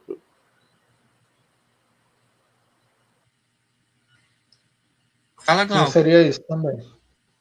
Desculpa, é que eu estava tentando responder a dúvida aqui no chat e acabei não prestando atenção muito bem, mas é mais ou menos isso, Marco. Verdade. Desculpa. Assim, a nível de sacrifício, ainda puxando ainda da pergunta que a Amanda falou. Os sacrifícios, eles parecem uma coisa bem distante da nossa realidade, quando a gente vai analisar hoje em dia. Por exemplo, os cristãos não fazem sacrifício porque, teologicamente, não tem mais sentido, mas e os judeus? Eles fazem sacrifício ainda? Os judeus ortodoxos fazem. Certo? Então, por exemplo, se você procurar no YouTube por uma coisa chamada Kaparov, né, que seria uma festa correlacionada, salvo engano, à virada de ano, alguma coisa do tipo, você vai ver vários vídeos, né? O YouTube, na maioria dos casos, censura porque são vídeos assim mais pesados, né? Mas em alguns casos você consegue ver que vários animais eles são sacrificados, né? Principalmente onde você tem grandes comunidades judaicas. Por exemplo, em Nova York você tem uma grande comunidade judaica. Então você vai ter animais que são sacrificados lá, pombos, cordeiro. Eu nunca vi um vídeo de um sacrifício de cordeiro, mas pombos e tudo, que eram outros animais que poderiam ser sacrificados, você consegue ver quando você coloca essa palavra na busca. A Kaparov. Dani, depois a Amanda. Mas a própria Eucaristia, o Glauco, ela é a simbologia do sacrifício, né? Beber do sangue, comer da carne. E tem o sacrifício das datas comemorativas também, né? Não é ritualístico, né? Mas a gente come o peixe na Semana Santa. Teve um monte de gente se matando com coronavírus lá na praia, né? Eu até teimei com algumas pessoas, né? O pessoal dizendo, porque o povo é teimoso. Eu digo, além do teimoso, tem o dogma religioso, né? Que faz com que as pessoas comam peixe naquele dia, que obrigam a pessoa a se jogar no meio de uma pandemia para comprar peixe, né? Eu acho que existe sim o sacrifício permanece, né? Nos cultos, mesmo que simbolicamente. Sim, totalmente. Né? E é interessante porque as visões variam em relação, por exemplo, à questão do sacramento da ceia. Né? As igrejas evangélicas, principalmente as de viés mais histórico, as que vieram depois, as de caráter pentecostal, elas trocam essa simbologia de pão e vinho como corpo e sangue como uma representação. Né? Mas na doutrina católica e nos primeiros reformadores era visto como o corpo e o sangue de Cristo realmente. A partir do momento que você faz aquela celebração de consagração do pão e do vinho, você está realmente comendo do corpo e bebendo do sangue de Cristo, no caso do Deus, né? Essa coisa de comer do Deus também está presente em várias mitologias. E no caso da judaico-cristã seria diferente. Então, está representado ali de maneira simbólica. Assim, a menção que eu fiz foi a sacrifícios reais, assim, de animais mesmo, né? E você tem essa matança que aparece tanto no Antigo Testamento, e ela é meio esquecida do Novo e desaparece, né, no advento do cristianismo. Por exemplo, no caso de Salomão, ele vai receber a sabedoria de Deus depois de fazer um sacrifício de, salvo me engano, foi 1000 bois que ele sacrificou. Né? Então, a partir daí é que o Deus vai aparecer para ele e dizer o que é que você quer, ele vai pedir a sabedoria. Né? Então, era muito comum isso no Antigo Testamento. Amanda. Eu ia comentar justamente que a Dani falou da Eucaristia. E outra coisa que eu ia falar, que eu queria perguntar, na verdade. Os sacrifícios, por exemplo, que algumas pessoas cristãs realizam na quaresma, de deixar de comer determinada coisa, ou deixar de fazer algo, né? E os sacrifícios realizados nas promessas, são considerados, pode ter essa associação com o sacrifício esse sacrifício real que você está falando, né, de pegar um animal ou um ser humano e sacrificar para aquele Deus. Normalmente as pessoas interpretam religiosamente quando você faz um esforço físico, um sacrifício físico, é o sentido de você estar se tornando menos humano e mais divino. Quando você está negando a se alimentar de determinadas coisas, ou você está amortizando seu corpo, você está deixando esse caráter material de lado em favor de um caráter espiritual. Então, geralmente nesse sentido. E tem pessoas que chegam a extremos para isso, né? Você vai ter várias representações de pessoas que realmente se chicoteiam, que usam silícios, que são cintos com pregos que perfuram a carne, justamente nesse sentido. Né? De você se tornar menos humano e se tornar mais ligado com o aspecto divino. Bom, deixa eu continuar aqui. Aí a gente vai ter a figura do cordeiro aparecendo como essa vítima imolada, né? Aquele que vai se sacrificar. Ele tem 7 chifres, que representa esse poder, e representa também as 7 assembleias, os 7 olhos, que representam a onisciência, e os 7 selos do livro que ele vai receber, que é uma representação de uma vedação integral, né? Então, ninguém sabe o que está escrito lá, porque ele está hermeticamente fechado. Né? Essa é a imagem que eu encontrei na internet do cordeiro com os olhos e os chifres. Maravilhosa, eu não tinha visto essa imagem. Muito massa. E aí vamos falar dos cavaleiros. Eu acho que só vai dar tempo da gente chegar nos cavaleiros, devido ao horário. E aí a gente tem aqui o aparecimento de cada um dos cavaleiros, né? E vi quando o cordeiro abriu um dos 7 selos e ouviu uma das 4 criaturas vivas dizer com a voz de trovão, vem. E aí aparece o cavalo branco. Quem está sentado tem um arco e uma coroa vai ser dada a ele. Ele vai sair vencendo e para que vencesse. O segundo vai ser chamado a segunda criatura, né? E vai vir um cavalo ruivo, um cavalo vermelho. Quem está sentado foi dado o direito de tirar a paz na terra para que todos se degolem uns aos outros e dele uma grande espada. O terceiro vai ser chamado pela terceira criatura, e ele vem num cavalo preto.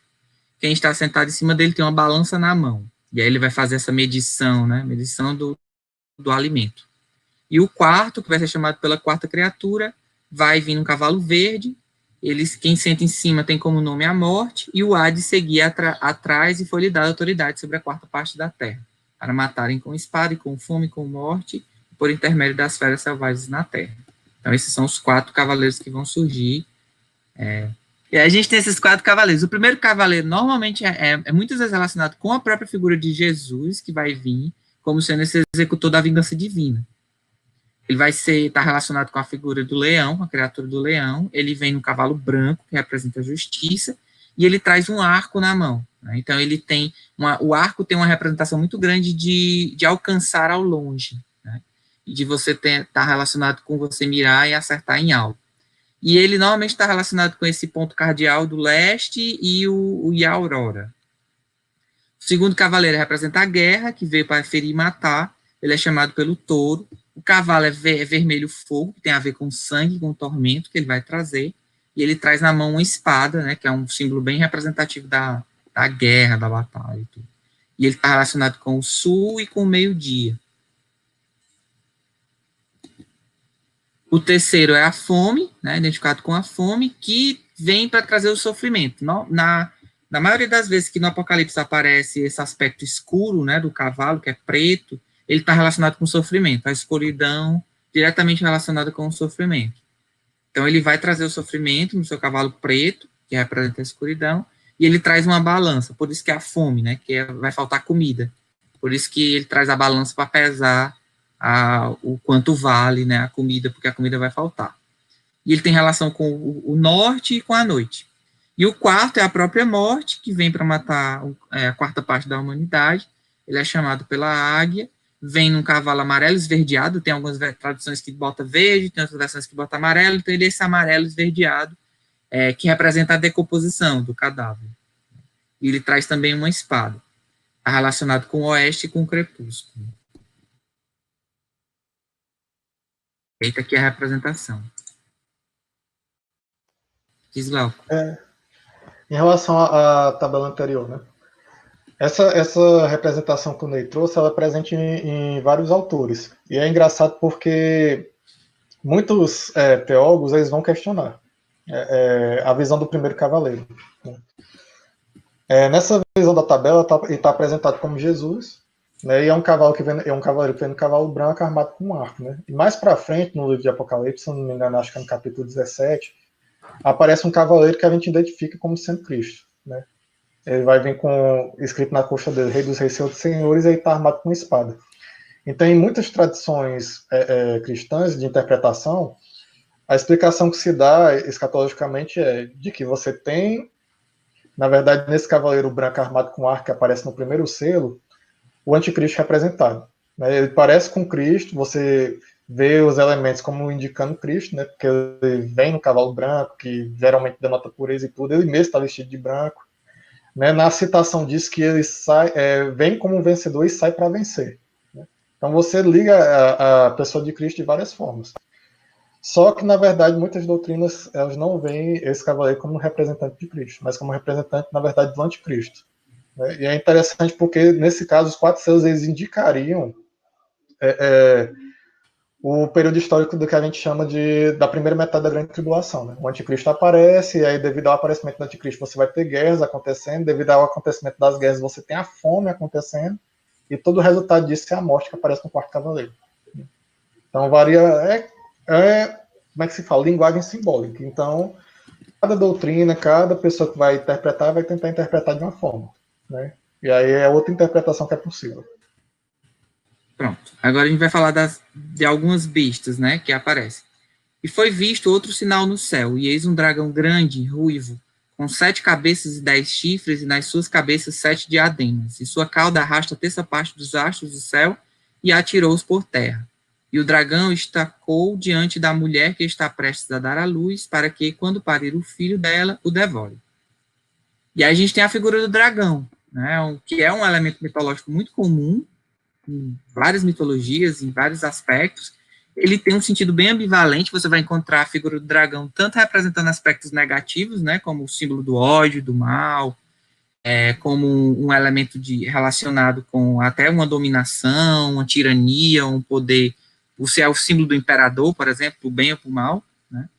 Mas você vai ter também um sentido positivo, como sendo aquele que guarda um tesouro, na maioria das vezes a imortalidade, um elemento de um princípio ativo, muito relacionado com a parte da vida. Tem muitas mitologias que vai trazer na figura do dragão aquele que traz a vida para um determinado lugar. Então, é a essência do dragão que faz com que a natureza viva, se desenvolva e etc., ele é aquele também que traz a chuva e, consequentemente, a fecundidade. E em algumas mitologias, algumas culturas, ele traz um bom augúrio, ele tem um aspecto positivo. No Japão, por exemplo, o dragão ele tem um sinônimo de sabedoria, ele está relacionado com a sabedoria. Mas, na maioria das vezes, ele tem essa relação com tendências regressivas, com representação de algo terrível. Então, você tem esse aspecto dúbio do dragão, na figura do dragão, né? Como sendo um ser de grande força, grande potência, e que guarda um grande tesouro, e que às vezes tem esse aspecto positivo ou esse aspecto negativo. Inclusive, algumas vezes é chamado de que as legiões de Lúcifer são dragões. E o uróbulo é um símbolo desse, né, que traz essa ambiguidade. Ele é um ciclo, ele traz essa representação cíclica, ele é representado por uma serpente ou por um dragão, porque se confunde, né, o radical grego para serpente para dragão é o mesmo, então dragão e serpente tem um simbolismo muito próximo.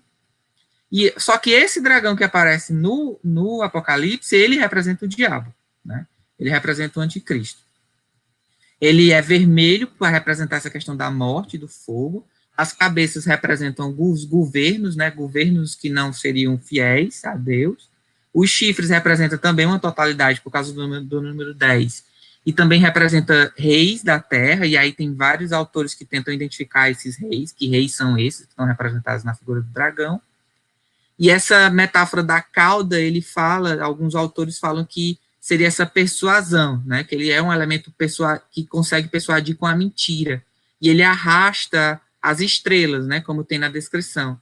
E essas estrelas a gente pode entender como sendo os anjos que o diabo teria carregado pelo seu convencimento, né, quando ele é expulso do paraíso, ou expulso do céu, ele leva consigo uma parte dos anjos que caem na persuasão dele, que caem no entendimento dele.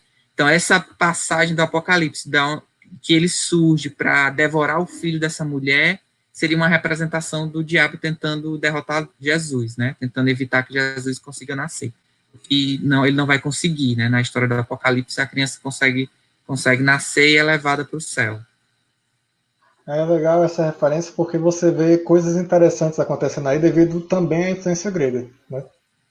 Porque quando você vai analisar, por exemplo, as representações do mal no Antigo Testamento, raramente o mal aparece personificado. Né? Ele vai começar a aparecer personificado em alguns escritos, como em Jó ou em Zacarias, e mais para frente é que ele vai ter esse poder, inclusive, de semear o mal por onde ele passa. Mas em alguns escritos de caráter mais antigo, o mal ele acaba sendo uma atribuição também divina. Né? Então Deus poderia semear tanto bem como mal, mas depois esse mal é personificado na figura de um anjo que leva com ele um texto do céu, né? Que é isso que é representado. E falando desses ciclos que acontecem no livro de Apocalipse, você tem essa representação que é simbólica e você vai ter trechos que vai dizer de maneira clara, né? Miguel contendeu contra o dragão e seus anjos e foi expulso, mas teve uma batalha muito grande, um terço dos anjos caíram junto com o diabo. Tem explicitado isso também no livro de Apocalipse. A gente tem uma outra besta, né, que ela sai do mar, com 10 chifres, 7 cabeças, e 10 diademas também nas suas cabeças, só que ele tem nomes de blasfêmia, né? E ela vai ser um semelhante a um leopardo, com as patas como de urso, e a boca como a de um leão. E o dragão vai dar poder para essa criatura, né? Seu poder e seu trono, e grande autoridade. E aí ele fala dessa que uma das cabeças está ferida e que ela vai ser curada. Né? E toda a terra se maravilhou por causa do feito, né? De ter curado a cabeça. E aí vão começar a adorar esse ser como uma divindade, né? Por causa do feito. E aí a gente tem um sentido do leopardo, que aparece aí, né? Que ele tem um sentido de adversário, de altivez, de ferocidade. Então, ele é um animal extremamente feroz e altivo, né? E ele tem uma grande habilidade. Ele é um animal lunar, então ele teria essa oposição, né? Enquanto a figura do Deus e do divino normalmente é uma figura solar, né? Que traz a luz. Você vai ter esse elemento como aspecto lunar. O leopardo é muito relacionado com os persas, né? Com a cultura dos persas. Então, esse leopardo poderia representar uma irresistível calamidade. Então, é algo que vai acontecer, algo calamitoso que aconteceria. Né? E ele também representa uma força repentina e impiedosa.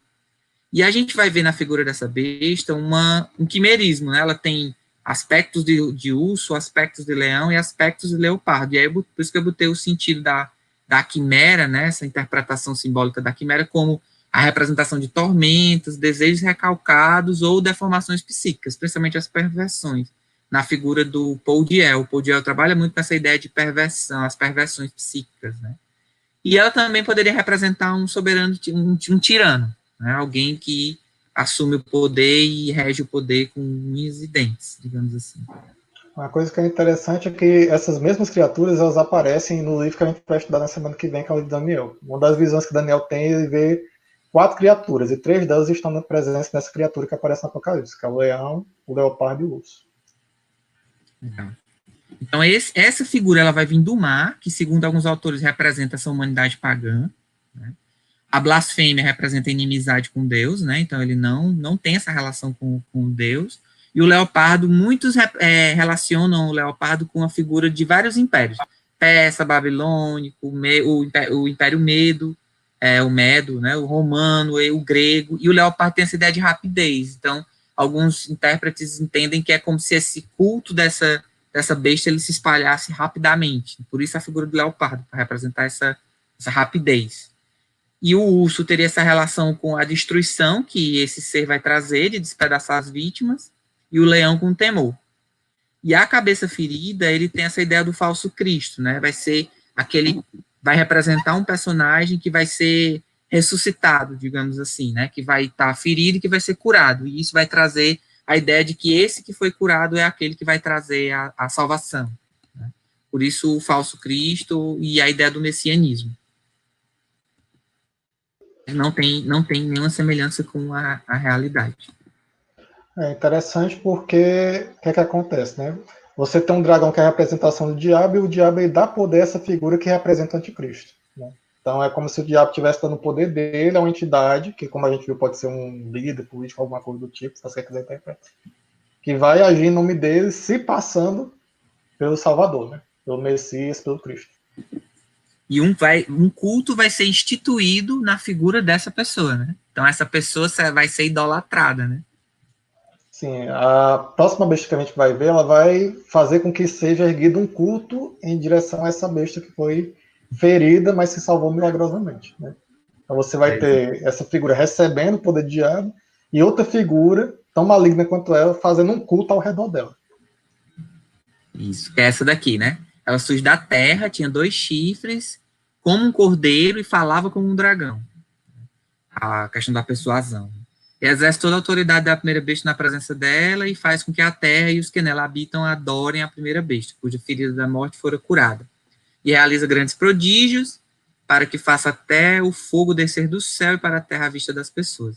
E engana os habitantes sobre a terra pelos prodígios que lhe foram dados fazer diante da besta, dizendo aos habitantes sobre a terra para fazerem uma imagem para a besta que tem a ferida da espada e sobreviveu. Então, ela surge com esse propósito de instituir esse culto a esse elemento. Então, a característica do cordeiro tem tudo a ver com o simbolismo do cordeiro que a gente já falou, né? Só que aqui no sentido de falso profeta, né? Então, ele vem, né, como se fosse lobo na pele de cordeiro, né? Ele vem com esse aspecto de cordeiro para representar essa mansidão e essa possibilidade de ser algo bom. E aí ele fala que ela vem da terra porque ele surge da humanidade, por isso que tem muitos autores que vão defender que essa besta representa uma figura, né, alguém de influência, de grande influência, e esse culto representa essa autoridade religiosa. Então seria uma pessoa de influência religiosa, né? Numa interpretação mais realista, né? Na época da reforma, cada lado se acusava de ser o falso profeta, né? Exatamente. O Lutero vai dizer que é o Papa e os outros vão afirmar que vai ser Lutero que vai representar isso aí. Aí eu não encontrei imagens legais. A imagem mais legal que eu encontrei não foi essa daqui é, como o próprio Glauco disse, isso aí pode ser qualquer animal. É um búfalo. É um búfalo, né? Mas tem essa daqui que tem os 3. E aí tem a figura dele aqui. E é legal que ele faz esses prodígios, ó, de trazer fogo do céu, né? Fazer cair fogo do céu. E aqui a gente tem a estátua desse ser, que é a primeira fera, né?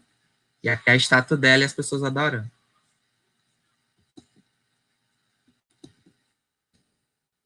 Dá tempo de mais um? 4 minutos. Vamos ver mais um. E viu uma mulher sentada sobre uma besta escarlate, cheia dos nomes da blasfêmia, com 7 cabeças e 10 chifres. E a mulher estava vestida de púrpura e de escarlate, e estava adornada com ouro e pedras preciosas e pérolas, tendo uma taça dourada na mão dela, Danimota, cheia de abominações e com as impurezas da sua fornicação. E na testa dela está um nome escrito, um mistério, Babilônia a Grande, a mãe das prostitutas e das abominações da terra.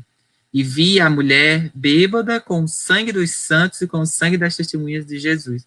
E vendo, espantei-me com grande espanto. Essa aí vai ser mais uma representação de um governo considerado corrupto, né? Você vê a mulher, ela está sentada numa besta que é semelhante à besta que foi descrita primeiro, né? Aquela besta que recebeu a autoridade do próprio demônio, né? Porque uma coisa que eu vi num dos artigos que foi estudado, tá, inclusive na bibliografia, é que quando você vai analisar essas bestas, elas se parecem muito. Tem muitas referências que se cruzam, né? Do mesmo jeito que o dragão, por exemplo, tem 7 cabeças, essa besta tem 7 cabeças, né? Indicando essa ligação que se tem entre o anticristo e Satanás.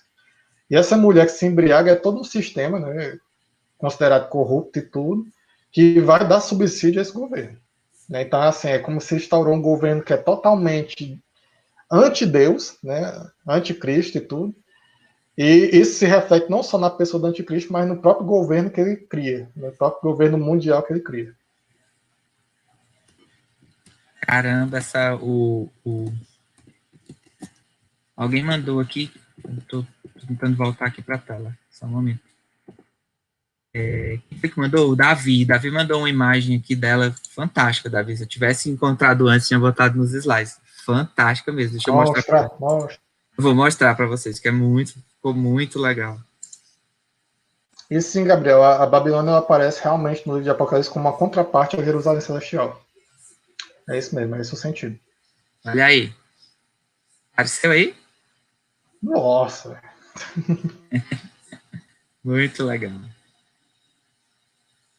Esses artistas. Tem o Papa na mão dela, né? Numa taça. Seria o Papa?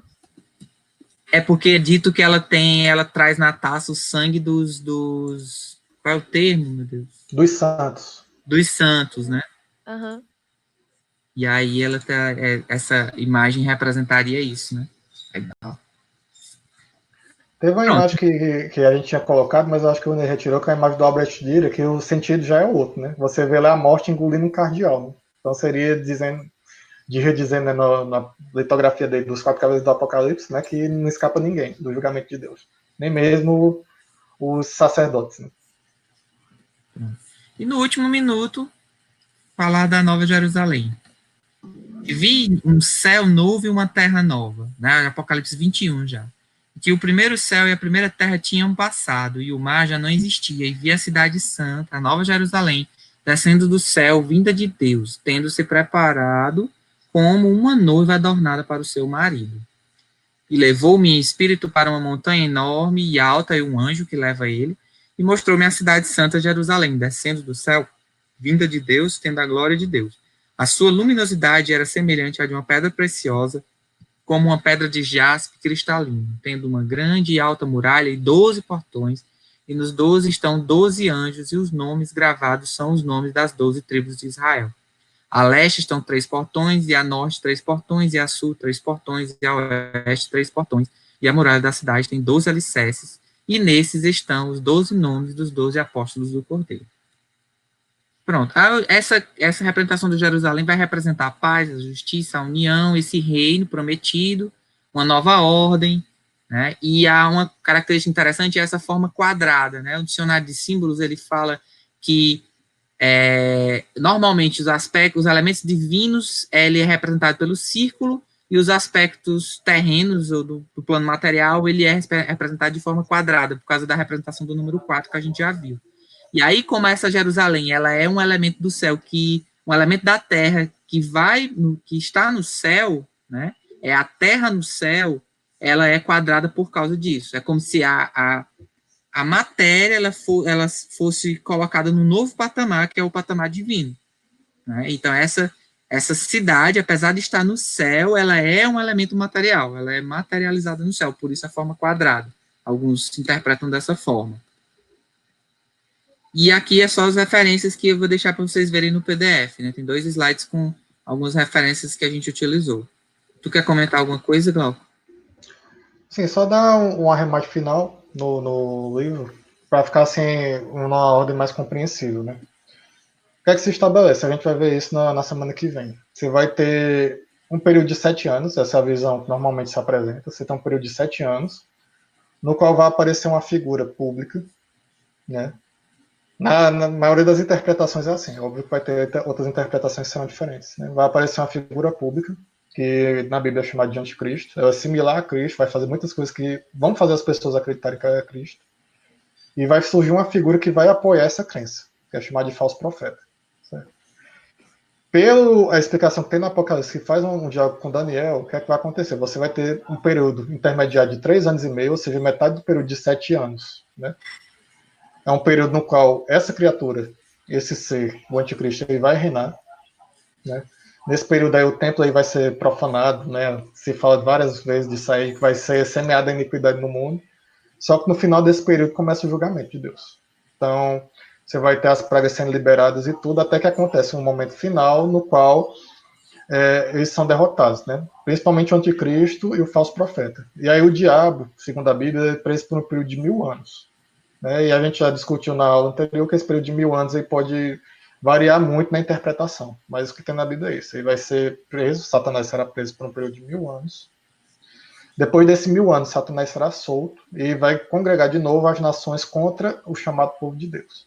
Né? Então você vai ter um período de 1000 anos de trégua aí, vamos colocar assim, no qual a terra vai reflorescer, as coisas vão se organizar, só que aí Satanás é solto, ele semeia a discórdia de novo, tem um novo conflito e aí ele é finalmente destruído. E aí as pessoas que forem encontradas num livro que na Bíblia é chamado de livro da vida, elas vão ser ressuscitadas para vida eterna, vamos colocar assim. E você vai ter outro livro, que vai ser o livro das obras, que vai ser aberto para as pessoas serem julgadas segundo as suas obras, que vai ser o último julgamento. E aí depois disso tudo, você vai ter a Jerusalém descendo do céu, ou seja, não se iludam. Pela Bíblia, vocês não vão morar no céu nunca. Né? Mentira para vocês não vão para o céu. Né? Mas vocês vão morar numa terra totalmente restaurada. É isso que está escrito lá. Né? Então, o livro de Apocalipse se encerra aí. É uma visão bem geral, não tem como a gente aprofundar muito, gente, porque teria que ser um curso de muitas aulas. Não, Gabriel, na verdade, tem muitas interpretações que falam de uma ciclicidade no Apocalipse bíblico.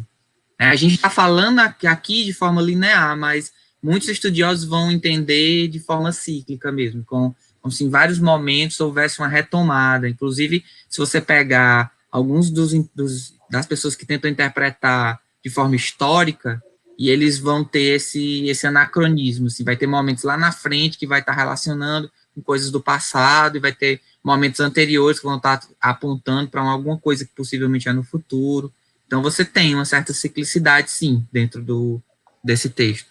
Ele aparentemente é linear, mas se você for olhar com mais detalhes, você vai ver que ele não são pontos, são marcos, mas esses marcos não necessariamente estão organizados de maneira linear, assim como os outros que você comentou. Sim. E a gente tem que lembrar o seguinte, depois do cumprimento do Apocalipse, segundo a visão que está retratada aí, você tem um início de uma nova era de ouro, rememorando aquilo que aconteceu no Jardim do Éden. Certo? No Jardim do Éden você tinha uma árvore, que era a árvore da vida, e tudo que ela vai ser tirado do ser humano devido ao pecado, mas no livro de Apocalipse, no final do livro, ela está lá de volta. O ser humano ele tem acesso a essa árvore. Certo? Então você tem uma volta à era de ouro. Então você teve um ciclo aí também. Uhum. Perguntas, comentários, críticas, positivas, negativas. Uma coisa que aconteceu nessa semana que é curioso. E eu vou falar logo para o pessoal não ficar preocupado. Gente, assim, biblicamente falando, a gente não está no Apocalipse, tá? Não se preocupem com isso, a gente não está. Certo? Tem um trecho na primeira epístola de Paulo aos Tessalonicenses que ele diz que quando Cristo aparecer, haverá alarido e voz de arcanjo, a trombeta de Deus e não sei o quê. Então vai ser uma coisa que todo mundo vai saber que está acontecendo. Então, se a gente não está sabendo o que está acontecendo, é porque não está acontecendo. Isso não é Apocalipse. Quando as coisas são cíclicas, talvez a gente esteja num mini, né? Mini Apocalipse.